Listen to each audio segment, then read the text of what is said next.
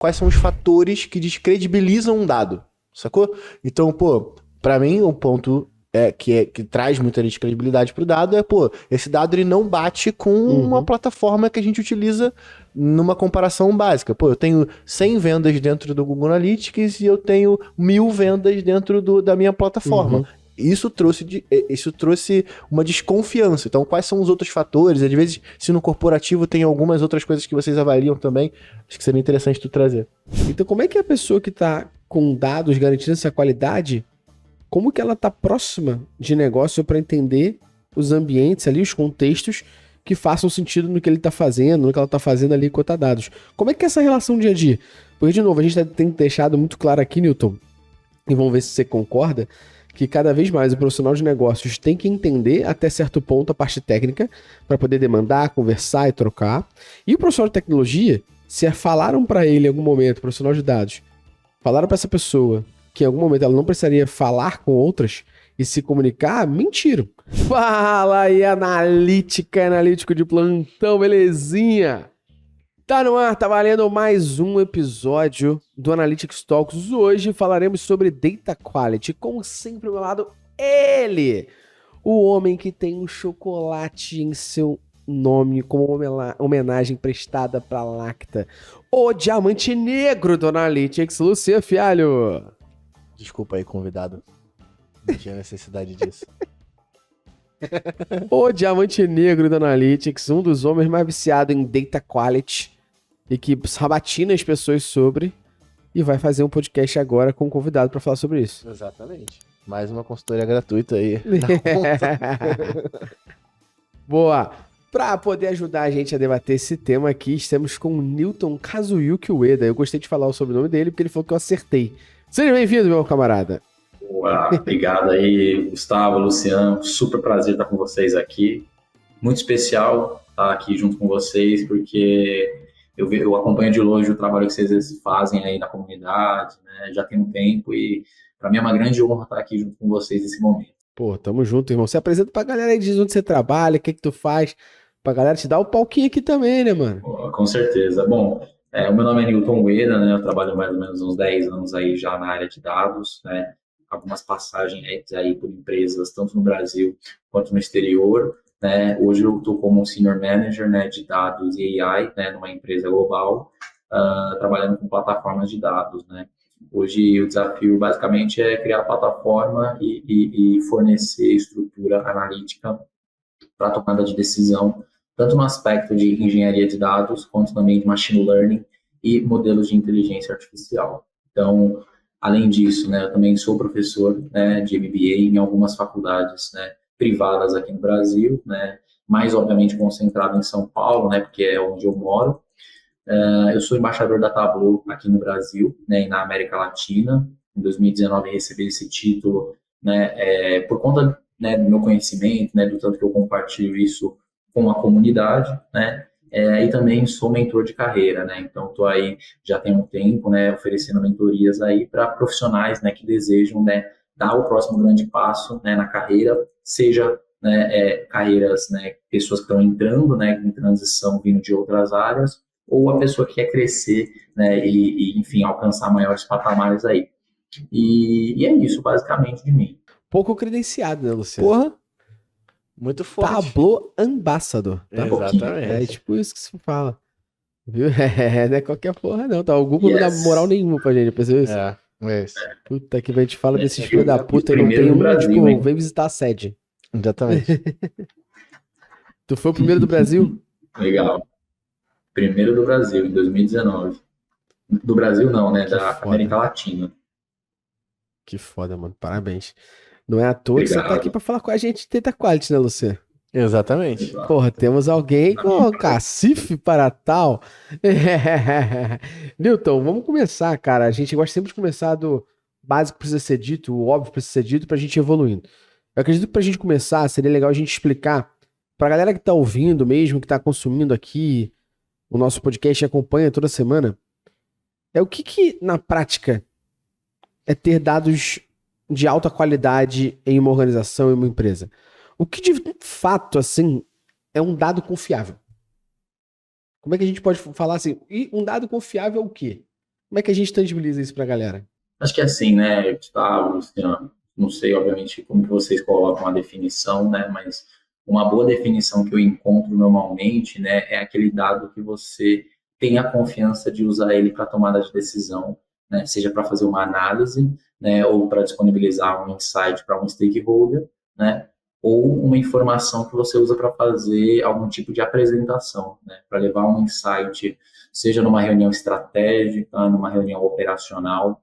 Então, um dado confiável é aquele que você tem, né, a certeza de que ele passou por processos, né, de ingestão de dados, de qualidade, né, de limpeza de estrutura, né, e no final o resultado é o dado limpo, tratado, né, obviamente analisável, né, acionável. Pra você, Luciano, o que que é um dado confiável?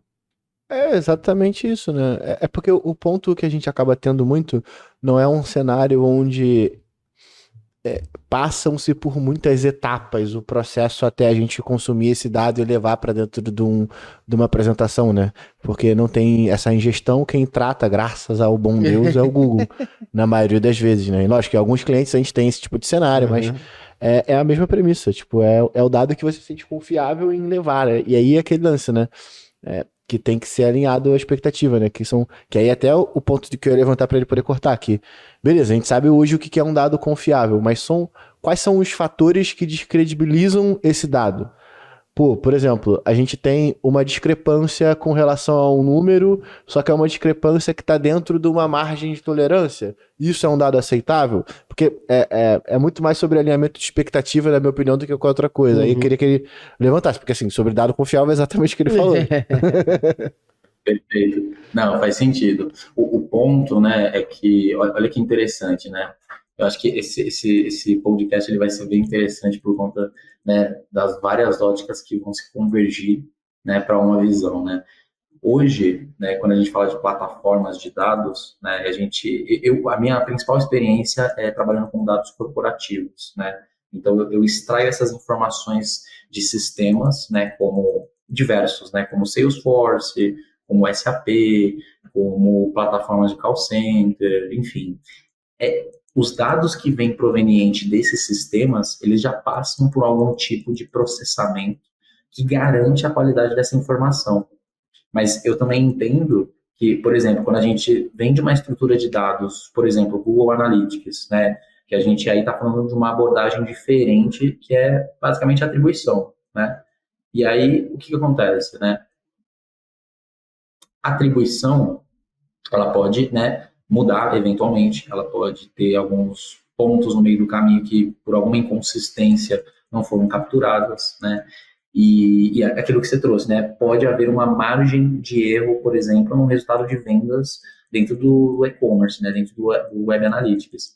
Mas quando a gente vai para uma outra ótica interna, quando esse pedido, por exemplo, ele é processado e faturado, aí tem um número exato de vendas confirmadas dentro de uma janela de tempo.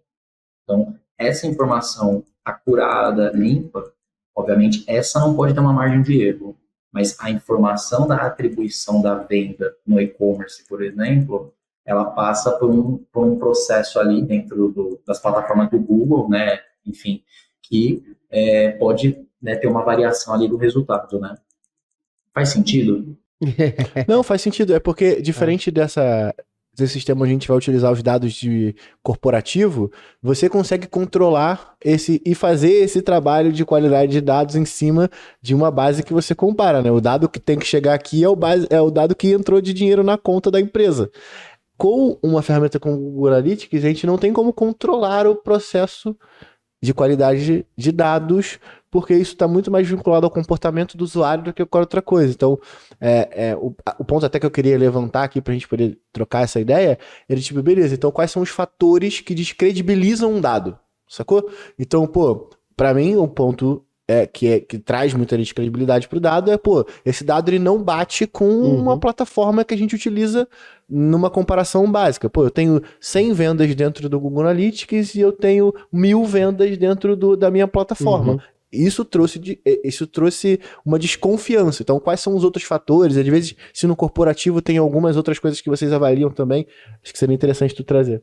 Exatamente. Não, perfeito, faz sentido. E esse cenário acontece diversas vezes, né? Eu já trabalhei em times de marketing, né? Principalmente de mídia de performance, e o principal desafio era como é que a gente garante que a receita atribuída ela realmente é real. E aí o principal recado que a gente levava para a liderança é, galera, quando a gente está falando de e-commerce baseado no comportamento do usuário, é um pouco diferente. Principalmente quando você vai olhar a receita que a companhia, né, que entrou no caixa da companhia. Então, nesse sentido, realmente vai haver uma diferença, principalmente quando a gente compara, né, com resultados financeiros e com o que o time de marketing enxerga dentro das Sim, plataformas. captado versus faturado, né? É isso, exatamente esse ponto, captado versus faturado. E aí a principal desconfiança é, poxa, cara, como é que eu estou enxergando aqui mil pedidos, né, que totalizam R$ 1 milhão na minha plataforma de vendas, mas aí quando eu vou para a plataforma de analytics, eu estou vendo 950. Né? Então, acho que isso acaba descredibilizando a análise, mas é importante, né, sempre reforçar para a liderança, né, para os tomadores de decisão, que aquilo, né, é uma gestão externa. Né? Isso, obviamente, hoje está na mão, né, de plataformas aí como o Google, né, que basicamente é onde a gente opera as campanhas. Né? Então também debaixo do comportamento do usuário, que pode ser afetado por conexão, que pode ser afetado por um bug, ou seja, nem tudo tá dentro do nosso controle. Era isso que eu queria ter uma visão sua, assim, de como não só lidar com isso, mas beleza, então a única coisa que traz essa desconfiança pro dado é a discrepância. Por exemplo, sobre atribuição. Se eu chego com um dado, por exemplo, pro meu stakeholder, vou imaginar que eu tô apresentando dado pro Gustavo, e aí a gente faz mídia em tudo quanto é canto, Instagram, a porra toda. Aí eu chego lá e mostro que as conversões foram só do tráfego direto. Uhum. Descredibilizou mais uma vez. Então, tipo, eu queria que a gente, até você também, colaborar, tipo, de quais são os pontos que descredibilizam os dados pra gente poder deixar marcado pra quem tá assistindo, sacou? Pra ser, tipo, meio que um radar, porque a gente já deixou meio que dois, assim. Uhum. Um sobre atribuição e outro sobre a discrepância dentro de um volume comparado com a sua plataforma. Mas quais são os que vocês veem, assim, de dia a dia? Eu ia trazer um ponto aqui até para contribuir, o Newton debater também, é que toda vez que isso que você está tentando levantar aqui, que acho que a gente pode debater em conjunto para ajudar a galera nesse radar, é importante porque toda vez que a gente tem um dado que ele é inconveniente à opinião de alguém, a pessoa tende a questioná-lo. Então, baseado no que a gente tem, quais critérios a gente tem para poder saber se esse dado está sendo descredenciado ou não, né? Exatamente, Se porque a gente... é exatamente esse o ponto, principalmente quando a gente está lidando com dados do comportamento do usuário.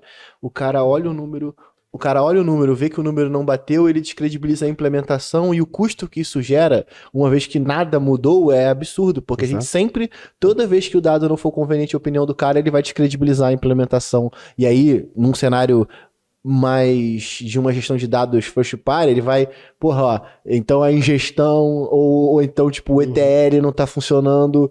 E aí isso vai trazendo mais trabalho e a gente precisa ter cada vez mais argumentos para poder mitigar esse tipo de retrabalho absurdo que a gente tem que fazer. E aí eu ia só fazer um complemento pro Newton debater também, que é, na minha visão, não é só o técnico. É aí que entra meu ponto.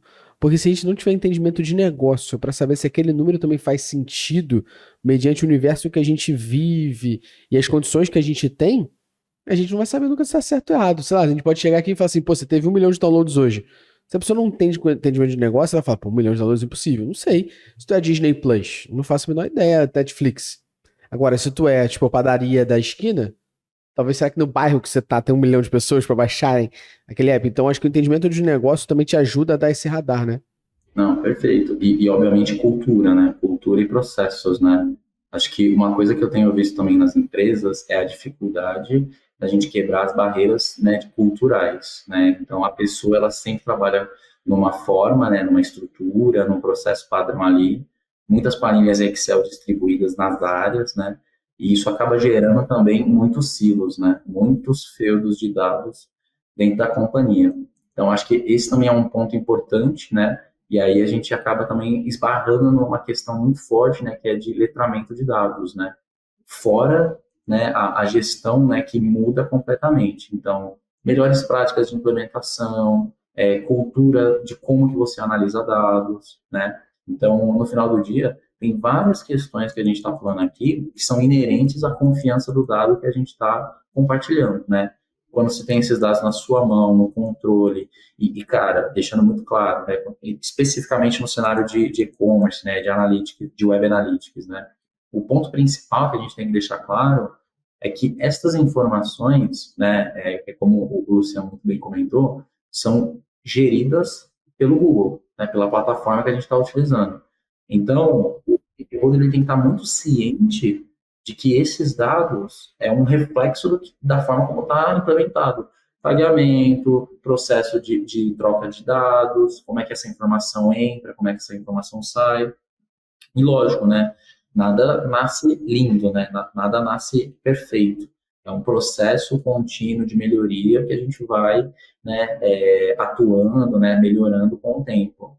Já trabalhei em empresas que, cara, era um caos, né? Tem até uma pessoa que eu tenho um carinho gigante, né? O nome dele é Tibério. Cara, é uma pessoa que ele chegou assim para revolucionar a forma como a parte de mídia de performance acontece, né? Então, juntos, né? Obviamente, eu na parte de dados, né? De estrutura, né? De engenharia, toda a parte de definição estratégica de como esses dados eles são levados para a plataforma de analytics e como eles são analisados, né?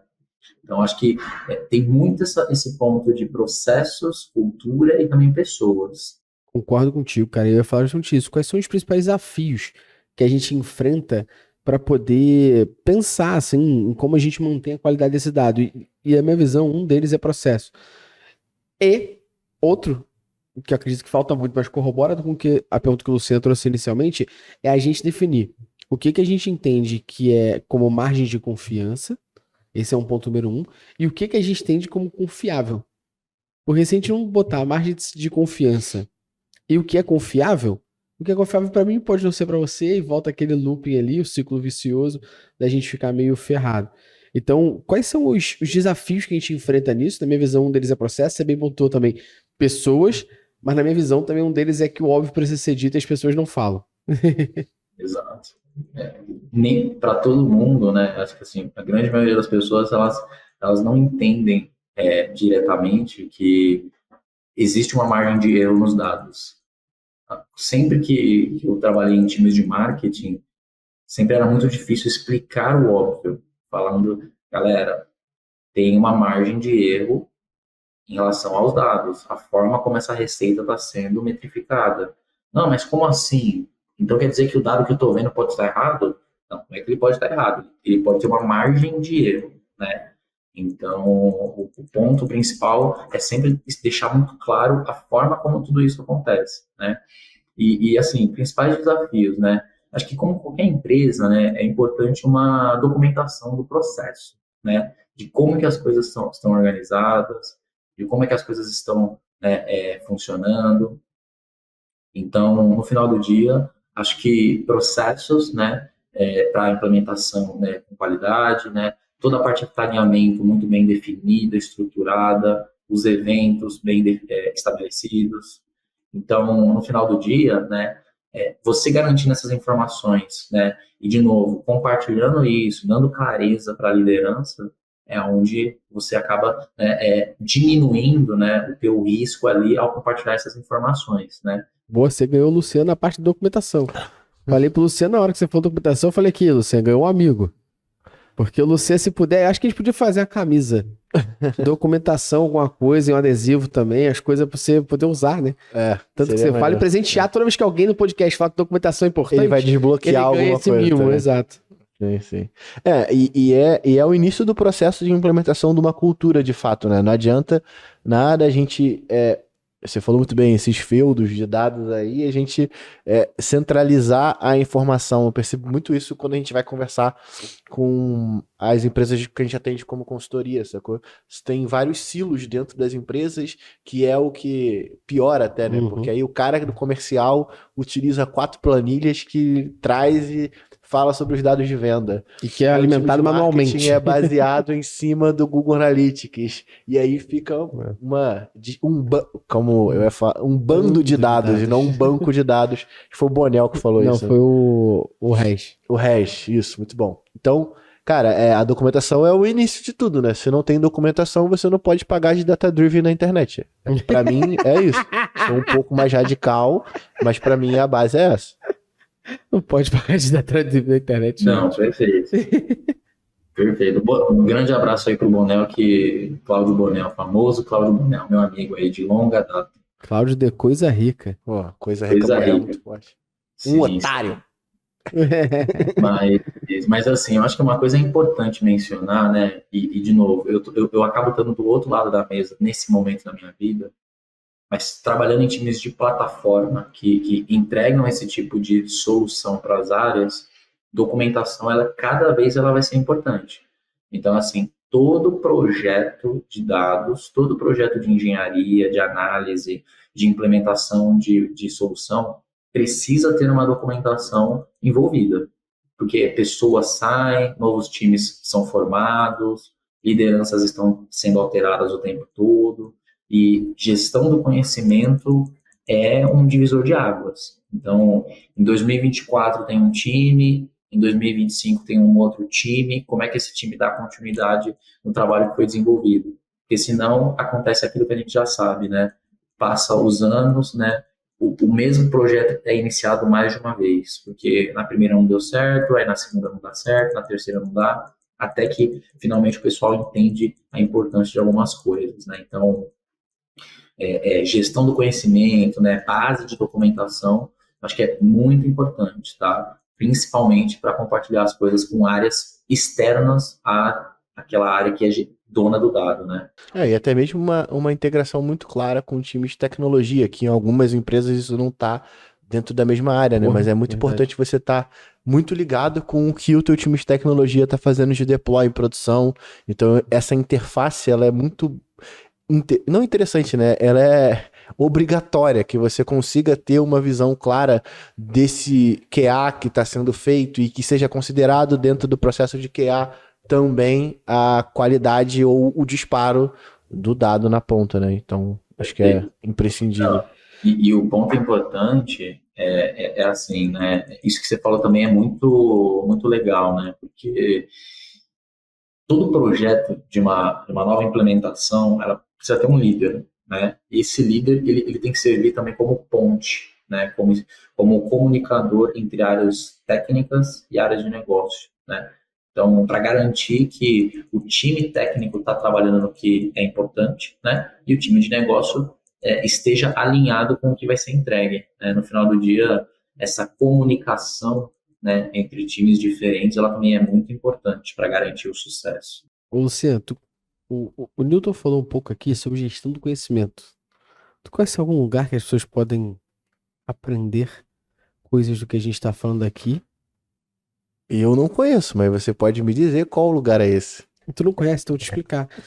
É um lugar chamado Métricas of Prime. Tem um pretinho gordinho lá Exatamente. que fala uns negócios maneiros pro cara. Quero ver quem é que entendeu essa referência. Exatamente. A gente inverteu, né? Mas é isso, Métricas Boss Prime, você tem mais de 25 treinamentos lá e vai só aumentando, Conversion Talks e principalmente a nossa comunidade que, pô, o Newton até tava falando antes da gente começar a gravar, que de fato foi uma grata surpresa nossa esse ano, mais de 1000 pessoas dentro da comunidade e trocando todo dia. A galera sabe o quanto que é frenético a troca de conhecimento ali dentro, a comunidade se ajudando. E com a Esse gente foi lá, sempre o Luciano. intuito. E a gente lá ajudando, nosso time lá ajudando, o que é muito maneiro para essa troca. Então, se você quer gerir o seu conhecimento por conta própria, assina o Prime, meu parceiro. Tem duas alternativas, né? Ou você vai estudar com a gente, Marketing Analytics ali, aprender um pouco mais sobre essas ferramentas e também as habilidades comportamentais. Ao mesmo tempo, estar numa comunidade debatendo sobre isso com mais 1 zilhão de pessoas, ou tu tá vivendo errado. É isso, as alternativas, gente. E aí você pode clicar no link aqui da descrição ou no bannerzinho que tá aparecendo para você aqui, para você garantir com um preço promocional aqui do podcast, que não é um preço que você encontra para isso, só para quem ouve aqui o Analytics Talks, belezinha? Então corre para você estudar com a gente antes que a gente comece a acabar com esse preço promocional aí. Eu sou doido para aumentar o preço. Newton, a gente bateu um pouco aqui sobre a falta de governança, /processo, /comunicação, /documentação. Como é que a gente poderia pensar ou como funciona, de fato, um processo de data quality. Se a gente fosse pensar, então, que a gente está agora com os nossos ouvintes aqui, entendendo que eles não fazem a ideia se o dado está certo ou errado, porque eles não têm um processo de data quality. Como é que a gente poderia fazer com que eles tivessem um processo de data quality para que a gente pudesse garantir a eficácia desses dados, como a gente está falando aqui? O que seria um processo de data quality? Por onde ele começaria? Boa, boa. Nossa, essa pergunta para mim é muito legal, né? Porque tem um tempo que eu venho trabalhando com isso, né? E assim, de modo geral, né? Processo de data quality hoje, né? Enfim, independente de ser na área de marketing, né? Ou outras, né? Como vendas, finanças, né? A parte de financeiro. Então, o framework, né? Para você ter um processo de ingestão de dados, né? Toda a parte de engenharia e disponibilização desses dados, ele engloba vários fatores, né? Mas 6 principais, né? Não sei até se vocês conhecem essas dimensões, mas é um ponto interessante para a gente discutir. E aí a gente tem completude dos dados, consistência, conformidade, integridade desses dados, precisão e atualidade, né? E quando a gente pega essas 6 dimensões da informação e a gente implementa isso dentro de um processo, de um framework, né, de análise de dados, com essas dimensões a gente consegue criar métricas, regras mesmo de negócio para entender o quanto que aquele dado ele está saudável ou não para essa tomada de decisão, para essa análise e tudo mais. Então isso é um framework já bem conhecido. Muitas empresas já têm essa abordagem. Não é uma ideia tão difundida, mas algumas empresas, principalmente gigantes no setor, já têm isso. Então, por exemplo, né, completude, né, que é se todos os dados, né, necessários eles estão disponíveis. Cara, é um processo, né, de entender se o seu dado está completo como análise, né? Conformidade, né? Se o grau que você precisa dessas informações elas estão aderentes. Cara, integridade nem se fala, né? Se o dado está íntegro ou não. Então, imagina o seguinte, né? Eu tenho, por exemplo, dentro de vamos falar de uma tabela aqui, um Excel, que tenha várias colunas, né, e várias informações dentro dele. E aí, dentro desse Excel, a gente tem uma coluna lá de gênero, né, da pessoa. Cara, e é um campo aberto, né, no formulário ali de inserção de dados. E aí você pode colocar M, você pode colocar masc, você pode colocar masculino, você pode colocar homem, pode colocar diversas formas, mas que remetem à mesma coisa. O processo de integridade ele já entra nisso, que é garantir que os seus dados eles estão íntegros, né? Ou seja, eu tenho uma forma única, né, de conseguir visualizar uma informação. Normalizados até, né? Normalizados, exato. Mas imagina que todo esse processo que eu estou comentando, ele pode ser implementado tecnicamente dentro de uma biblioteca, por exemplo, onde você vai rodar ela em cima dos seus dados e ele vai exportar para você se faz sentido ou não, entende? É. Tem o processo de você resolver isso lá na ingestão, né? Mas tem algumas fases dentro disso, né? Então você ingere ele meio no modo foda-se. Eu sabia. E depois você vai criando as tabelas de tratamento, onde você vai criando as versões e tudo É mais. isso. É basicamente isso. Legal. Mas vamos capitular aí, doutor, as etapinhas do processo, igual você estava falando, Perfeito. e a gente detalha aí igual você estava batendo. Vamos lá. E aí tem um ponto importante, né? Sem querer, o Luciano entrou num ponto que é muito interessante, que é a Sem querer arquitetura não, de ele faz dados. tudo de propósito. Tu acha que eu tô olhando aqui Porra, Já tá vendo, né? pô. Imaginei. Mas dentro dessa abordagem que o Luciano acabou de comentar, é uma metodologia chamada Lake House. Lake House, ele tem diversas camadas, né? 3 camadas para ser exato, que são camadas bronze, silver e gold. Então imagina que dentro da camada bronze você tem os seus dados brutos da forma como eles existem dentro da sua camada de origem. Já na camada silver, você tem esses mesmos dados, só que previamente tratados, né, para facilitar a forma como algumas análises elas são feitas, né? Então, eu já começo a aplicar algumas regras de qualidade, normalização, crio novas colunas, apago novas colunas, tiro dados, né, que tem, por exemplo, um valor muito alto dentro daquela normalidade. E na camada Gold, né, o próprio nome fala, né, camada ouro, ela traz para o usuário os dados já prontos para serem analisados. Então, esse processo, né, dentro dessas camadas, basicamente a gente chama de lake house. E aí, dentro desse processo, data quality é inerente a esse processo, em todas as camadas. Desde a camada bronze, silver e gold. E isso garante a consistência e a qualidade desses dados, né, para a tomada de decisão por usuários de vários tipos diferentes. O ouro é a tabela fina mesmo, né? Onde, pô, a gente tem esse lake aqui, é onde a gente tem dados de várias áreas, mas a gente quer disponibilizar uma visão específica pro time comercial, que parte do mesmo conjunto de dados ali, só que esse cara, ele vai ter uma visão para essa área específica e para as métricas que estão vinculadas ao OKR dele, por exemplo. E aí ele vai trabalhando em cima dessas visões isoladas. Então é um momento onde a gente distribui mesmo. Pô, no Google Analytics, por exemplo, a gente vai utilizar e consumir os dados do Google BigQuery. Nem sempre eu gosto de uma abordagem onde a gente vai consumir os dados diretamente do banco exportado pelo Google Analytics. Tem uma galera que tem uma linha de raciocínio que ele trata esses dados para poder, beleza, então, ó, marketing vai ver isso daqui porque está considerando esse evento. É como se fosse no final para o usuário o dashboard que ele fosse ver. Perfeito. Só que dentro da camada de engenharia ele vai entregar só a disponibilização das informações que criam o dashboard na ponta. Exato. E tem um ponto interessante, né, Luciano? De novo, né? Coincidentemente, você entrou num ponto interessante. Coincidentemente.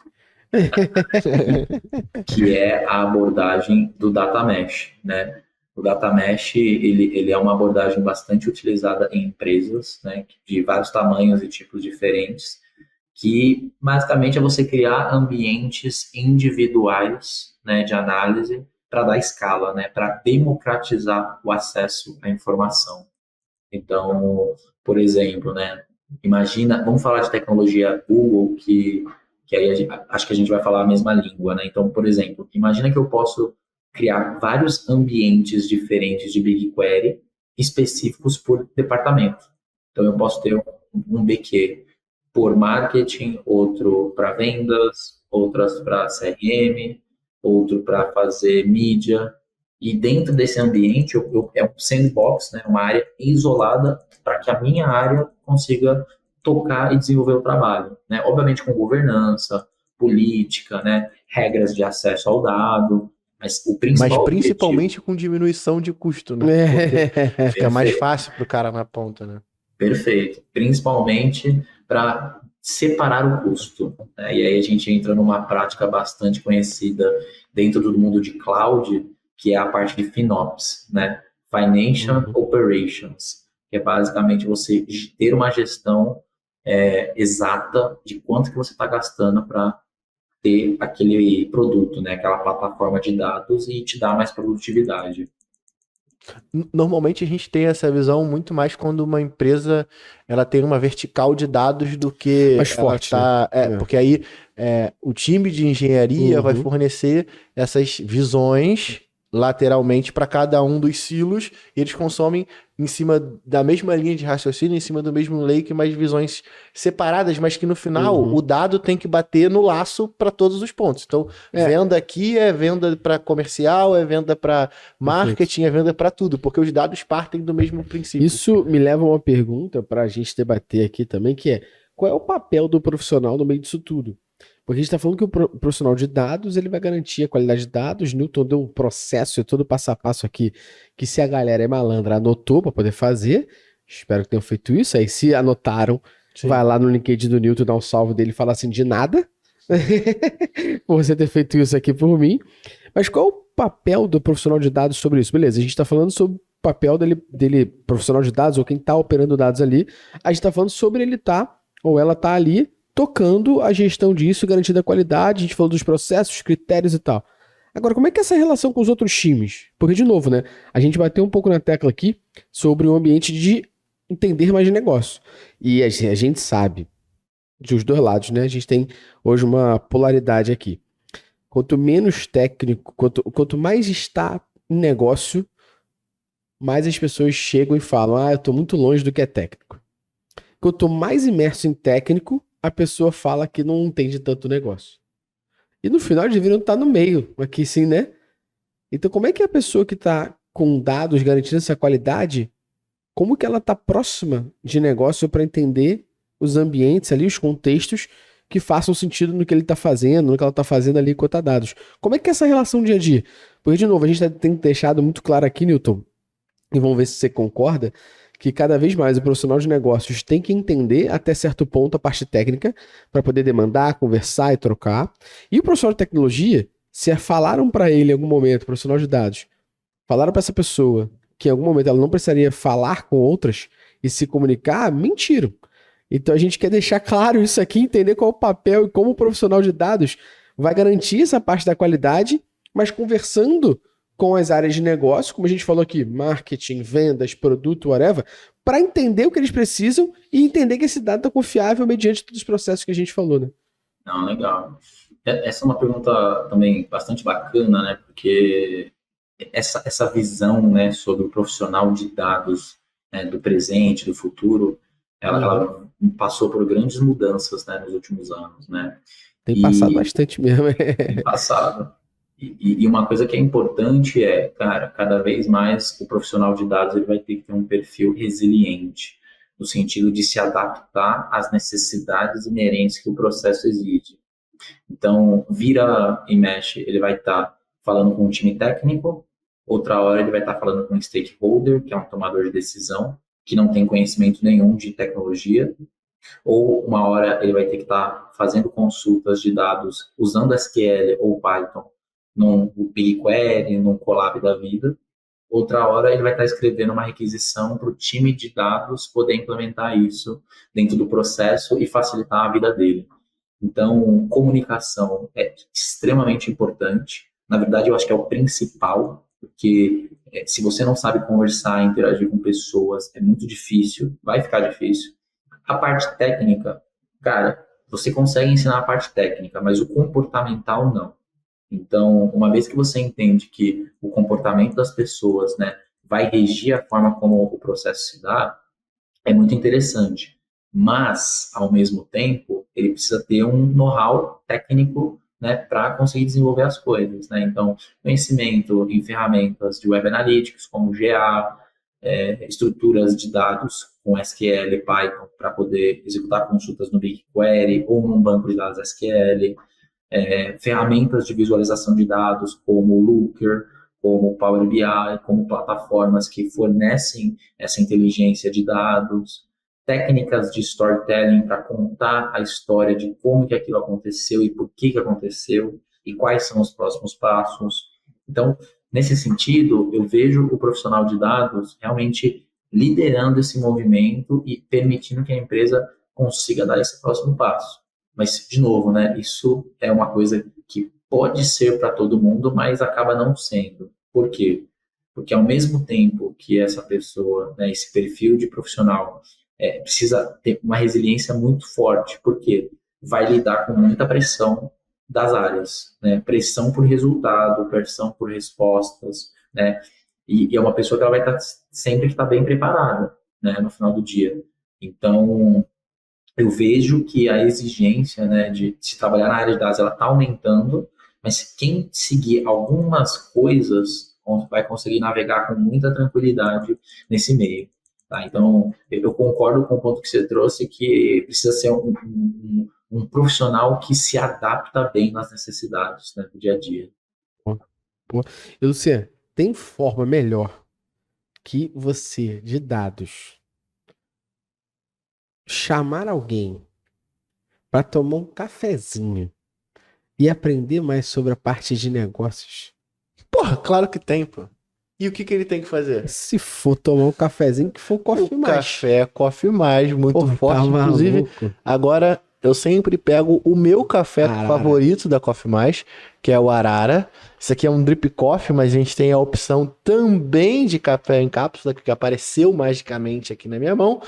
Que o sabor preferido do Gustavo, inclusive, é o Super Crema. Tem que deixar aqui também uma caixinha. Não tem como deixar aqui. É, fora que o Gustavo leva todas as caixas de Super Crema. Eu deixo pelo menos uma caixa aqui do Arara para eu poder mostrar que é o que eu mais gosto. Beleza? E aqui no link da descrição vai ter 15% de desconto, mas o cara que compra acima de R$ 99,90. ganha uma... Prensa francesa. Porra, tá de sacanagem. Tá maluco, O meu irmão. link tá aqui na descrição e tu vai arrastar essa porra pra cima agora, meu compadre. Por que, Luciano? A pessoa pode comprar um café, um drip coffee, que é o que eu levo na minha mochila Sim. para as viagens. Isso daqui da viagem Isso é um aqui passar macete de que nada, essa é tá? putaria. De nada, Pô, tá? Chegar pra ficar tomando café merda no hotel? Porra De nenhuma. nada. Coloquei na minha necessaire uns sachêzinhos do drip Tu colocou coffee. na tua necessaire, né, filha Coloquei da mesmo. puta? Depois coloquei. que eu te disse. Não, depois que você disse. Depois que você filho disse. da depois que você puta. disse. A Nespresso, nesse caso, também dá pra levar, porque tem alguns hotéis que você disponibilizam pode levar tua Nespresso cápsula lá. Você leva umas cápsulazinhas, mas o drip coffee salva bastante e eles têm café em grão também, tá? Que aí tu bota na prensa, caso tu gaste mais no Exatamente. E ó, eu acabei de vir de Sergipe dar um treinamento. Levei 10 dripzinhos na minha mochila. Quando eu chegava pra tomar café da manhã, eu só pedi água quente, meu chapa, isso. mais nada. Abria meu filtrinho em cima da minha caneca, água quente, tomava meu coffee mais Chega todo de tomar dia. café com gosto de queimado, porra. Porra, tá maluco mesmo. É isso, muito Prático. forte. Pra quem Coffee Mais, o viaja. link tá aqui na descrição pra vocês. Garanta seus 15% de Newton desconto. vai ganhar. Vai ganhar. Eu Porque levo você pra vai ele estar isso aí, você vai estar com ele, você leva o mimo dele. Na semana eu quero aí. 15% de desconto pra Vai te galera mandar. poder tomar um dos melhores cafés do mundo. Porque do Brasil já. Exatamente. Pô. Ô, Newton, compartilha com a gente aqui um pouquinho em cima da tua experiência e do que você vivencia. Que a falta desse processo de data quality pode ocasionar no dia a dia das empresas. Eu já trabalhei numa empresa que não tinha esse processo de data quality e a galera confiava muito nas pessoas, assim também, o que não é nenhum mal, né? Mas, como não existia um processo de data quality, numa grande reunião com um CEO, a galera afirmou algo que o CEO gostou e falou, então faremos desse jeito. Um belo santo falou assim, deixa-me fazer uma dupla validação pra ver que essa porra não é uma merda que eu tô falando.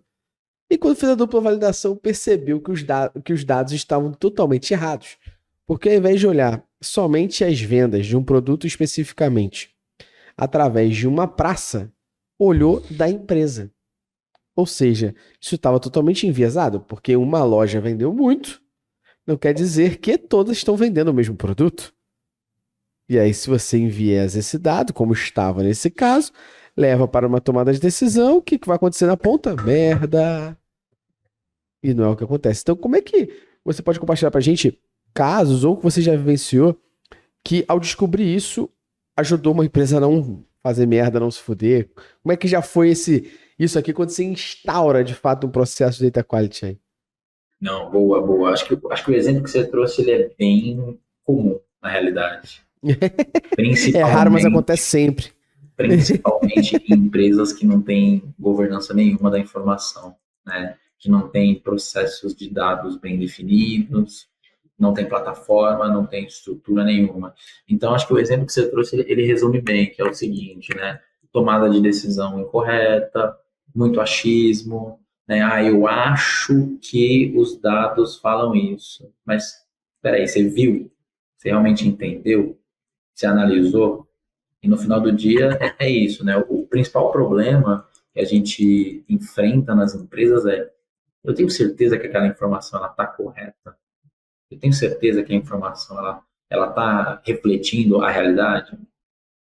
Então, esse é o problema que as empresas elas enfrentam atualmente. E aí, a maior dificuldade é como é que a gente resolve isso, né? Colocando processos, pessoas certas, né, para executar as atividades, né, colocando tecnologia também para suportar toda a escala que a gente precisa. Então, no final do dia, não é um caminho fácil, mas, cara, quanto mais cedo você começar, melhor vai ser para sua empresa, né?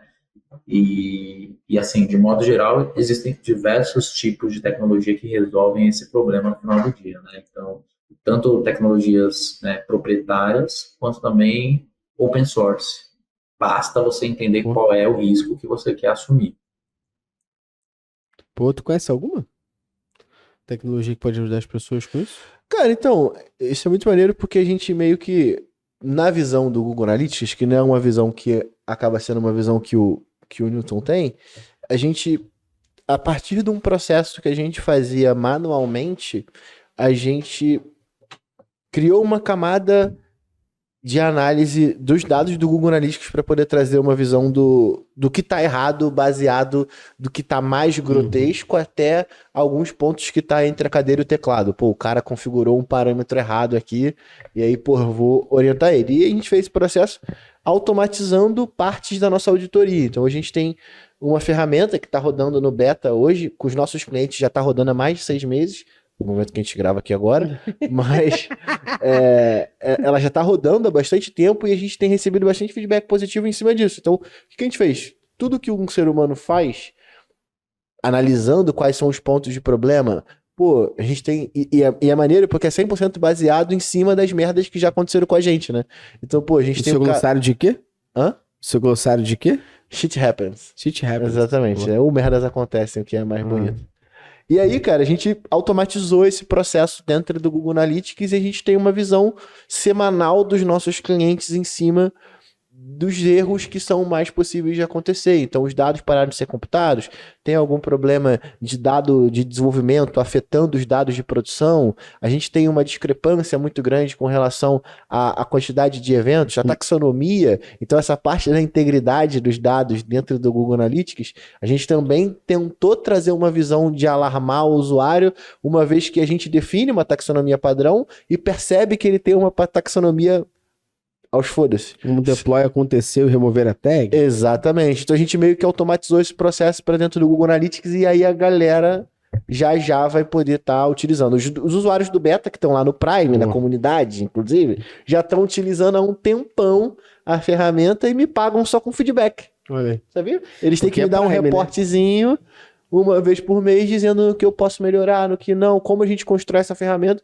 porque o intuito é construir algo junto, né? Para poder solucionar o problema de fato. Não dá para resolver o problema de uma pessoa específica, criar algo mais. Mas caso a galera queira saber mais sobre, Vai ter um link de tem um um link, formulário. formulário. Beleza? É bem beta mesmo. A gente já tá testando os nossos clientes e, pô, a gente conseguiu perceber grandes evoluções com relação à utilização da ferramenta. Primeiro, diminuição de custo hora-homem, porque uma vez que a gente não tem a necessidade de a gente fazer essa análise manualmente toda vez que a gente vai fazer uma auditoria, isso já fez a gente conseguir trazer uma economia. E aí, a economia ela não é acabar com o trabalho da porra do analista, sacou? É ele estar com mais tempo para fazer análises mais profundas em cima dos dados que ele está analisando. Então, a gente conseguiu diminuir custo inicialmente.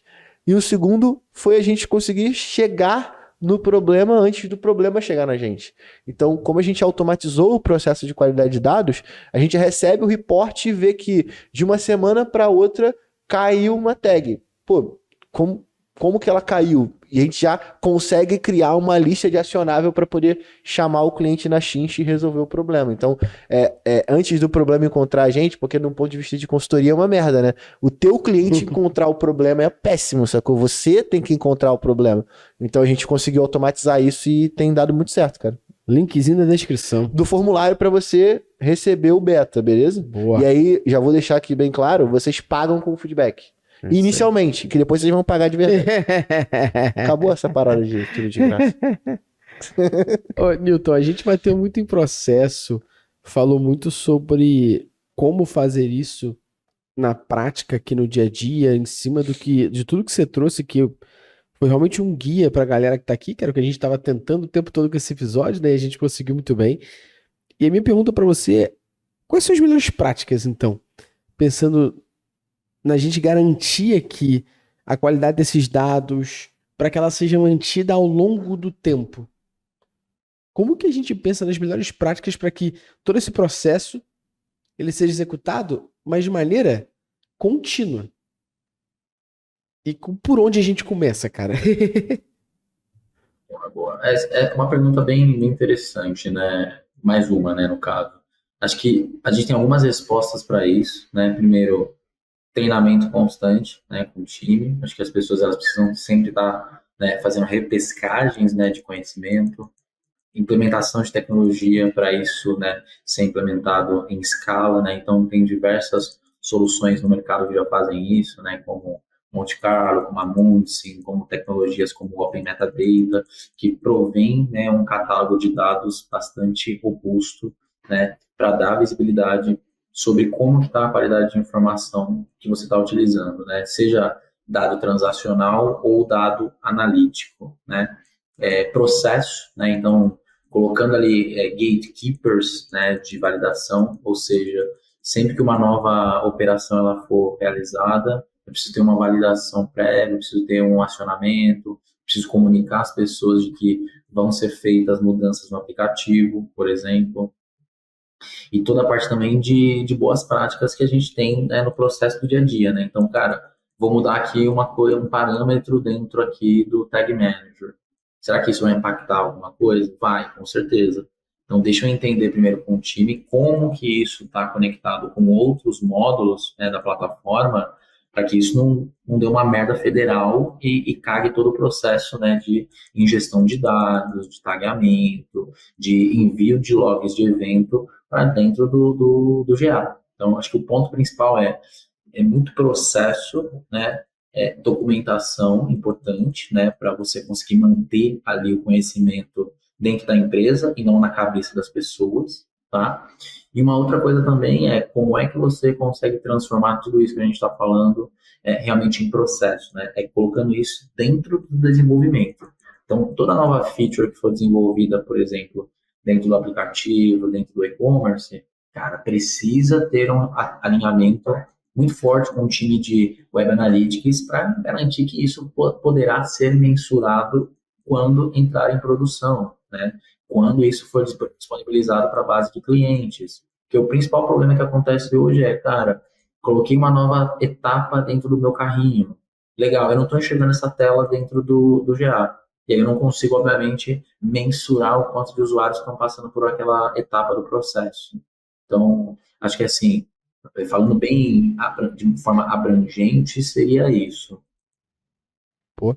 E você, o cara pálida que tá assistindo esta bosta, se você não entender que o papel é teu, de ir lá falar com a galera, como é que vocês subiram esta porra sem falar comigo pra eu mensurar, tu vai estar sempre fudido correndo atrás do próprio rabo, pô. Ou tu vai chegar na galera e chamar a atenção de que eles não podiam ter feito isso sem você participar, ou tu vai estar sempre reclamando, pô. Cabe a você pegar o que o Newton acabou de dizer. Das duas formas, tu vai ser um otário. Só que a diferença é que você vai ser um otário reclamando. Como otário tu quer ser? Exatamente. Principalmente porque quando a gente... Pra mim tem um ponto de vitória que é muito fácil de identificar, que é quando você sobe a tarefa pro desenvolvedor e ele fala, ué, mas não vai ter evento não? Acho que é um bom gatilho para deixar pra galera, porque você tem que tratar como uma vitória de fato. Porra. Que é fazer o processo de tecnologia incluir os dados. Então, sabe, tu tá com 37 de, sabe? Tá subindo, sacou? Pra poder deixar esse ponto, porque é fundamental colocar, porque a gente fala muito sobre o time de negócio e saber mais sobre tecnologia. Mas tecnologia também. Mas tecnologia também tem que saber o quanto que isso impacta na ponta. E aí, quando você empodera esses caras, ou essas pessoas no geral, a fazer isso, a ter a noção do quanto que ele agrega de valor pro negócio, aí tá todo mundo jogando o mesmo jogo, porque hoje o time de tecnologia ele joga um jogo completamente diferente do time comercial, marketing e por aí vai. As metas às vezes não são as mesmas. Sim, não são. O time de tecnologia tá sobre a entregabilidade dele, das demandas que ele tem. E o time de marketing, o time de tá em cima do valor que ele agrega aquilo, e o quanto o time de tecnologia deveria estar participando desse processo. Então, além, lógico, de tudo que ele falou, de criar esses fóruns de aprendizado onde você coloque de uma maneira plural as disciplinas que você tem dentro da sua empresa. Sabe? E você, como profissional de analytics aqui, digital analytics, marketing analytics, dados, lembrar do que o Newton falou. você vai ser essa pessoa que está no meio disso. Então você precisa falar com tecnologia, que você precisa saber dos deploys para garantir a confiança desse dado, garantir a qualidade desse dado, garantir que está sendo mensurado, e falar com times de produto, marketing e outras áreas que eles precisam, essas pessoas precisam falar com você, que você precisa estar ali alinhado com todo mundo para garantir que esse dado seja coletado e corretamente. Então, é importante deixar claro para você que é profissional aí, que você tem que assumir esse papel, meu irmão. É aquela máxima, né? A gente falava muito isso lá em casa, tipo assim, quando tem alguma coisa que você tá sentindo falta e tipo assim, não tá pronto, provavelmente é porque você que tem que fazer ela, né? Porque você que igual tem aquela parada de executar essa igual merda. aquela parada quando você tá jogando, né? De quem é a vez? É sempre Geralmente quem pergunta. Exatamente. Bom, ótimo. Newton, a gente vai agora para um momento que é um bate-bola rapidinho. Que eu vou ter que te fazer as perguntas, mas tu não pode pensar muito, fechou? Você tem que falar o que tá no teu coração. Tu pode até contextualizar, mas tu tem que falar o que tá no teu coração aí. Tu não pode pensar muito, fechou? Então bora lá. Uma dica, uma só, para quem tá começando na área de dados. SQL e Python. Pô, por quê? Que vai ser a principal forma de manipulação de dados que tem hoje. Você pode fazer isso com Power BI, pode fazer isso com ferramentas de visualização, mas SQL, cara, Python, você vai aprender em qualquer lugar. Uma indicação de livro. Ciência de dados do zero. Uma palavra, em uma palavra apenas. Data quality é? Disruptivo. Que isso, hein? Quer contextualizar esse por último? É importante, é disruptivo, porque as pessoas, depois que elas entendem da importância, data quality não é uma coisa que ela é opcional, não precisa ter no processo. E tem muitas empresas que elas deixam como opcional, entende? Tipo, deixa aí, a gente tem os dados na mão, sabe? Vai levando. Mas o ponto é, quando você traz isso para a realidade e fala, cara, pode crer. Esse é um processo inerente à tomada de decisão. Então, é disrupção mesmo. Este aqui foi Newton Kazuyuki Ueda no Analytics Talks falando... Como é que é?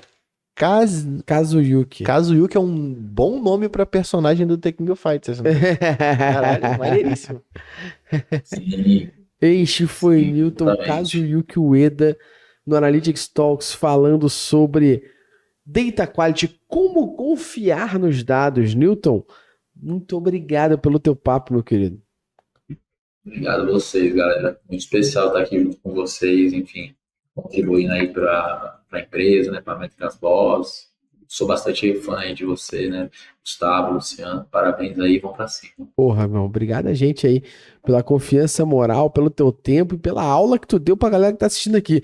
Minimamente o que esses fela tem que fazer é ir no teu LinkedIn que tá aqui na descrição, te dar um salve e falar muito obrigado. Muito obrigado. E além disso, dar 5 estrelas aqui no podcast e compartilhar com a Rapaz, né? Exatamente. Se inscrever no canal. Se inscrever no canal, pra quem tá assistindo pelo YouTube, ativar o sininho, né? E não ser um arrombado, né? É isso aí. Arrombado é aquele que não faz nada disso. Exatamente. Tu não quer que a gente chegue na rua e eles acham que eu não faço isso, né, Luciano? Eles acham que eu não tenho essa cara de pau. Sim, eu ouço teu podcast direto. É mesmo? Abre aí o Spotify, então. Ih, não sei o que, deixa eu ver se tu deu 5 estrelas. Então tu é um arrombado. Não, e às vezes o cara deixa de ganhar uma parada muito maneira. Porque tem mimos na mochila. Se o cara demete ali e fala, tá vendo, eu ouço, eu falo, desbloqueou. Ganhou um mimo. Agora, quando não faz, eu falo, tu é mentirosinho então, Exatamente. Né? Como é que eu posso confiar no teu dado? Que tá mentindo aqui na minha frente. Deixa eu te dar um podcast. Você, tá ligado?